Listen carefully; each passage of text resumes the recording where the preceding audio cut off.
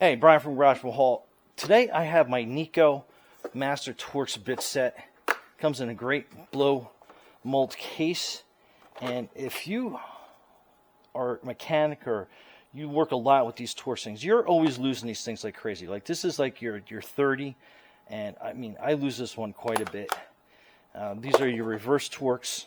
So if you're working on like BMWs or Mercedes on the brakes, so you have that like the reverse ones on there. And I mean, this is a great master set. I mean, it's fantastic. I use this thing on a daily basis. This is actually, I bought this as my backup set because my regular set that I use on a daily basis, I end up just losing a couple bits or something here and there. So I love this thing, and you can tell from all the grease and wear on this thing. I use this daily, so I love this thing. Anyhow, I got this as a backup set just, again, because I lose bits. So there you go. Get yourself one, maybe get yourself two sets. So that way you have yourself covered in case you lose one along the way.